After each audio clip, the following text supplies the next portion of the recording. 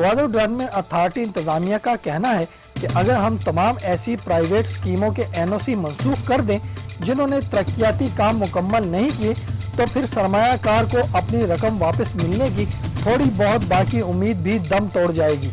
आम तासुर ये है कि ग्वादर में ज्यादातर सरमायाकारी ब्लैक मनी से की गई।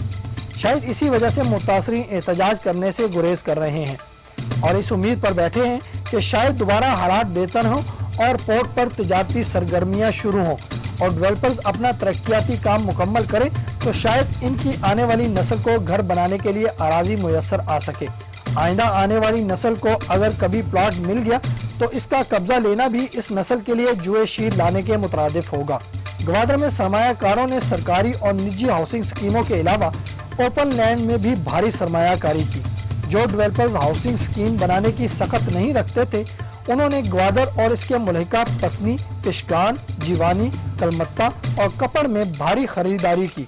इन मौका परस्त नाम नेहाद डेवलपर्स ने ग्वादर से कई किलोमीटर दूर बंजर और सहराई जमीनों पर बुलंद और बाला बिल्डिंगों के नक्शे दिखाकर मासूम आवाम के अरबों रुपए फंसवा दिए, जहां आइंदा शायद 30-35 सालों तक भी तामीरात ना हो सकें। इन जमीनों में सरमायाकारी करने वालों में से बेशतर ने शायद ग्वादर का कभी रुख भी नहीं किया होगा। हमारा भेड़ चाल का भी एक सिलसिला है कि लोग जो दूसरे शहरों में थे उन्होंने जगह देखी नहीं और उन्होंने जाके इन्वेस्टमेंट कर ली। 30% का जो प्लेज्ड है या 30% जो है मॉर्टगेज है हमारे पास जीडीए के पास, उस हवाले से बात वही है। एंड रिजल्ट क्या होगा कि आप क्या चाहते हैं?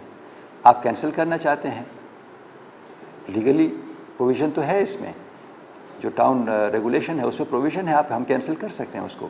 लेकिन वो कैंसिलेशन आपकी जो है वो कहाँ जाएगी? जो इन्वेस्टर जिन्होंने इन्वेस्ट किया है उनका पैसा क्या इस एक्शन लेने से वो आ जाएगा उनको वापस या नहीं आएगा? ये चीज़ें ये बहुत ही मोहतात रहना पड़ता है इसमें और बहुत ही बारीक चीज़ें हैं जिसको देखना पड़ता है बारीक बीनी से।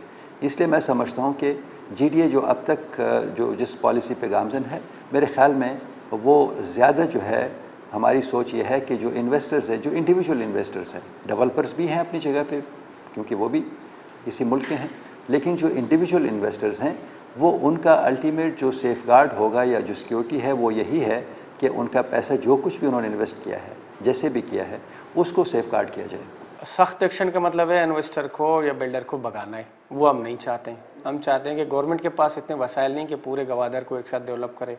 हमें प्राइवेट इन्वेस्टर को भी बैलेंस रखना है, गवर्नमेंट के डेवलपमेंट के साथ साथ उनको भी चलाना है। तो उसमें जो एक्शन है उसी सेल पे है कि अगर वो आखिर उसने पैसे कलेक्ट किए हैं पब्लिक से तो फिर हम उसको ज़्यादा जोर देंगे। अगर उसने पब्लिक से पैसे लिए ही नहीं है कुछ ऐसी स्कीमें, तो हम उन पर ज़्यादा प्रेशराइज नहीं करेंगे। 2 जहाज़ इस टाइम गवादर में आए हुए हैं, तो आप शहर के अंदर गाड़ी नहीं चला सकते। जब मदर वेसल आएगा तो क्या हाल होगा? आप बुलाएं, दुनिया वहाँ पहुँचेगी, कल से पहुँच जाएगी। अब आप बुलाना नहीं चाह रहे हैं, आप कमर्शियल एक्टिविटी नहीं शुरू कर रहे हैं, आपने इंडस्ट्रियल एस्टेट वहाँ अनाउंस कर दिया, ड्यूटी फ्री कर दिया, टैक्स फ्री कर दिया, तो क्यों नहीं ऐसा हो रहा है? कौन रोक रहा है? पब्लिक जाने को तैयार है। अब अगर इदारे रोक रहे हैं तो ये मैं कुछ नहीं कह सकता। तो ये फिर बलूचिस्तान के साथ ज़्यादती होगी, बलोचों के साथ ज़्यादती होगी और जितने भी हमारे दूसरे सूबों के लोग हैं उनके साथ ज़्यादती होगी। 70 मील दूर या 70 किलोमीटर दूर जूनी में या पसनी में जाके इन्वेस्टमेंट कर ली, तो वो इन्वेस्टमेंट ग्वादर के हवाले से नहीं थी, वो शहर के हवाले से थी, तो उसका फ्रूट फिर उसी तरह ही आएगा। ग्वादर पोर्ट के साथ जो इन लोगों ने जो है ना, फेडरल गवर्नमेंट ने, यहाँ की एजेंसियों ने और यहाँ के सूबाई हुकूमत ने मिलकर यहाँ के लैंड माफिया के साथ यहाँ जो ज़मीनों की बंदरबांट इन लोगों ने शुरू की और जिस तरीके से बेरहमी से स्टेट लैंड को इन लोगों ने फ़रोख्त करना शुरू किया, उस पे जो यहाँ बलोच कॉम्प्रेस पार्टियाँ थी या यहाँ जो अपने ग्वादर के लोग थे या टोटल बलूचिस्तान के, उनमें एक किस्म का ख़दशा पैदा हो गया कि ये कहीं डेवलपमेंट के नाम पे हमारी जो वजूद है, हमारी जो तशख़्ख़ुस है, उसको ख़त्म ना करें। प्राइवेट सोसाइटियाँ जो है ना सर, उसमें तो प्राइवेट सोसाइटी वाले तो बिल्कुल नाकाम कर रहे हैं, वो तो बिल्कुल नाकाम है। कोई भी यहाँ पे काम नहीं करे, जो जितने पैसे बटोरे वो बटोरे लोगों को लूटा गया है। बिजनेसमैन तो पैसा बनाएगा, वो गिमिक बोलें या मार्केटिंग बोलें, उनकी स्ट्रेटजी है to make money, so they are not making fool, उनका है। अभी वो तो रियल स्टेट बोल रहा है दुबई, यहाँ तो आपके 2 प्राइम मिनिस्टर कभी पाकिस्तान को एशियन टाइगर बना रहे थे, कोई उसको बलूचिस्तान को कैलिफोर्निया बना रहा था, वो तो नहीं बना सके। तो चले रियल स्टेट वालों ने कम से कम बलूचिस्तान की ज़मीन चाहे किसी को दी तो सही। अब वो आज ग्वादर शुरू हो, कल हो, वो लोग वापस तो आएंगे उसको, या बेचेंगे या कारोबार करेंगे। जिन लोगों ने मतलब है कि जेनुअन उनको बंदे मिले, जेनुअन जगहों पे पहुँचे, माशाल्लाह उन मेरे ख्याल में अभी भी सेफ़ है। कुछ लोग ऐसे थे कि उन्होंने जाके रोड और फुटपाथों में जाके ज़मीनों के डील किए, लाजिम बात है उनको उनके साथ यही हुए। और इस वक्त भी जीडीए को, यानी मैं समझता हूँ कि चाहिए कि जो मास्टर प्लान के अलावा और किसी जगह इनको एनओसी इशू नहीं करना चाहिए हाउसिंग स्कीम के लिए, वो उनसे भी गलतियाँ हुई है। मतलब है कि ये चीज़ अगर इस चीज़ को कंट्रोल कर लेते तो अभी भी मैं समझता हूँ कि वहाँ पे जितने लोगों ने मास्टर प्लान के अंदर इन्वेस्टमेंट किए वो इंशाल्लाह सेफ़ है, उनके मुस्तकबिल भी अच्छे हैं।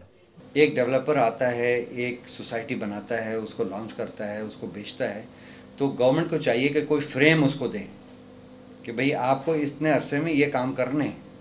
जब तक वो उस चीज़ को फ्रेम नहीं देंगे और चेक एंड बैलेंस नहीं होगा तो इस तरह से तो लोग आते रहेंगे और लोग लूटते रहेंगे। हमारे कुछ लोग जिम्मेदार हैं, लेकिन होता यूँ है कि जब इस तरह के काम होते हैं ना तो दूसरी ट्रेड के लोग भी एंटर हो जाते हैं, उसमें लोगों ने पूल बना के जो काम किए हैं। अब मैं लाहौर मेरा जाने का इत्तेफाक हुआ तो मैं नाम नहीं लूँगा, वो स्टेट एजेंट नहीं थे, एक डॉक्टर थे, और उन्होंने एक प्रोजेक्ट अनाउंस किया हुआ था, उन्होंने मुझे भी उसका वो ब्रोशर दिखाया। तो जब मैंने गौर से देखा तो वो ईरान के बॉर्डर पे ज़मीन थी, उसका सर्वे ही नहीं था लैंड का, मैं तो जानता था, लेकिन वो स्टेट एजेंट नहीं थे, लेकिन उन्होंने 5-5 लाख रुपए एकड़ का ले लिया। वो 5,000 रुपये एकड़ पे वो मिल रही थी, हालांकि वो ज़मीन नहीं है, सिर्फ पेपर ही है। आपने तो पैसे खर्च की, उधर एक बहुत बड़ा खूबसूरत आपके सामने ये लाया कि जी यहाँ पे ये होगा। अब ज़बाद डंड में आप अपने जगह को लोकेट ही नहीं कर सकते, वो तो एक मैदान है जिसमें मैं इलेक्शन लड़ा हूँ, मैं गुम हो जाता हूँ वहाँ पे, कभी कभार पता चल जाता तो ईरानी उस पर आप घुस गए हैं। टाउन रेगुलेशंस हैं, उसमें मॉनिटरिंग मैकेनिज़्म तो है, लेकिन ये सिर्फ यहाँ का मसला नहीं है। आपने देखा होगा ये स्कैंडल्स बहुत बड़े बड़े आपने देखा होगा, लाहौर में, कराची में, पिंडी में, इस्लामाबाद में, कोई ऐसा शहर पाकिस्तान का नहीं है जहाँ पे इस तरह के स्कैंडल्स वजूद में ना आए हों, स्पेशली ये जो आपका रियल एस्टेट का या हाउसिंग सेक्टर है। गवर्नमेंट भी अपना रवैया सही करे, यहाँ के लोग भी अपने रवैये सही करें, तो फिर कुछ बनेगा ग्वादर के लिए और पूरे बलूचिस्तान के लिए, पूरे पाकिस्तान के लिए। जब तक हालात सही नहीं होंगे इधर कुछ नहीं होगा। हमारे जीडीए की नाअहली है कि उन्होंने 5-5 साल पहले अपना एनओसी जारी की हैं, और एक बिल्डर ने 3 स्कीमें 4 स्कीमें लॉन्च की है, पैसे लेके खा किया है, साइड पे कोई काम नहीं करता। सही है, तो ये सारी नाअहली जीडीए की है। अगर जीडीए इसको फॉलो करे, उनको थोड़ा सा प्रेशराइज करे तो सारी स्कीमें मेरा ख्याल अपना काम करेंगी। 2007 में कुछ हमें इस तरह से हमें अंदाज़ा हुआ कि कुछ गड़बड़, जब ये मॉनिटरिंग मैकेनिज़्म हम लोगों ने शुरू किया उसके ज़रिए सारे चीज़ ट्रेस हो गए। फिर कुछ नैब के हवाले भी कर दिए गए, और कुछ के ख़िलाफ़ लोगों ने जिन्होंने प्लॉट लेते उन्होंने FIR लॉन्च किया। अखबार में भी हम लोगों ने इश्तिहार दिया कि इन सोसाइटियों में इन्वेस्टमेंट ना करें। मैं समझता हूँ कि देखें ना, बलूचिस्तान गवर्नमेंट, पहले भी बलूचिस्तान गवर्नमेंट और मौजूदा गवर्नमेंट चोर है, उसकी कोई क्रेडिबिलिटी नहीं है। वो मुशर्रफ के उस पर बैठ के जो है ना बेईमानी करता था, ठीक है ना, और ये अब भी इसने जो है ना बेईमानी शुरू की है, और जिस तरह ग्वादर के ज़मीनों पे हुआ वो कोशिश कर रहा है कि ग्वादर के ज़मीन पिछले गवर्नमेंट ने बेचे हैं, पसीनी के जो है ना अराज़ियात वो मैं बेचूँ। एक तो रॉ लैंड वहाँ पे पड़ी हुई है, उसमें इन्वेस्टमेंट करें, देखें कि मास्टर प्लान में क्या बन रहा है, उसके मुताबिक इन्वेस्टमेंट करें, और वहाँ पे 2, 4, 5 लोगों से पूछ लें। और उसका तरीकाकार वही है जो ऑल ओवर द पाकिस्तान है, पहले खतौनी है, उसके बाद ट्रांसफ़र लेटर है जिसको उर्फ़ आम में फ़र्द कहते हैं, और वो प्रॉपरली आप देख लें कि उसकी बाइफर्केशन हो गई है। और इसके अलावा अगर आप रजिस्ट्री करवा लें उसके साथ साथ तो आपकी अथेंटिकेशन और ज़्यादा हो जाएगी। और चौथी चीज़ है, एक जीडीए ने शुरू किया था कि 4 या 5 एकड़ आपके पास हों तो आप एनओसी के लिए अप्लाई कर सकते हैं। मतलब स्पोर्ट्स के लिए जगह तो स्पोर्ट्स के लिए आप एनओसी कर लें, अगर इंडस्ट्रियल के लिए जगह तो इंडस्ट्रियल के लिए या रेजिडेंशियल, तो एनओसी आप अप्लाई कर लेंगे तो आपकी सिक्योरिटी हो जाएगी और उस सिक्योरिटी को आप एंजॉय कर सकेंगे। और पोजेशन आप लें, वहाँ पे जितने लोगों ने भी पोजेशन लिया है पटवारी से और वहाँ पे पिलर्स अपने लगा लिए हैं तो वो बहुत सेफ हैं। वेटेज का इक्वेशन हम लोगों ने बनाया कि हर स्कीम को जो डेवलपमेंट के उसमें कितनी परसेंटेज हुआ है in term of road, water supply, electricity, उसके कोई 1200 पॉइंट्स हैं। वो हर सोसाइटी एक स्कीम आपस में इनका कंपटीशन शुरू हो गया। वो कोई रोड्स बना रहा है वो उसके मार्क्स ले रहा है, कोई अगर बिजली का काम करे उसके मार्क्स ले रहा है। इस तरह एक रैंकिंग किया हुआ है पूरी हर स्कीम का। तो जिनके नंबर कम हैं, कुछ डिस्टेंस पे हैं, जो दूर हैं, उनकी हमेशा नंबर कम रहेंगे। जो शहर के अंदर हैं, डेवलपमेंट उनकी तेज़ है तो उनके स्कोर ज़्यादा रहेंगे। तो हमारी एडवाइस होगा जो इन्वेस्ट करना चाहते हैं वो वेटिंग उनकी वेटेज को देख के भी कर लें ताकि उनकी इन्वेस्टमेंट, उनकी रिटर्न उसी हिसाब से उनको मिले। कोई 20 और 30 की करीब 20 सोसाइटी क्या थी स्कीम थे जो विदाउट एनओसी ऐसे लोगों से पैसे ले रहे थे, उनको हमने स्टॉप करवाया। इवन एक केस में तो उसने इश्तिहार भी शुरू किया था। इन नाम नहाद डेवलपर्स ने ओपन लैंड की जमीन 2 से 3 लाख रुपए एकड़ में खरीद कर सरमायाकारों को झांसा देकर 10 से 20 लाख एकड़ में फरोख्त की।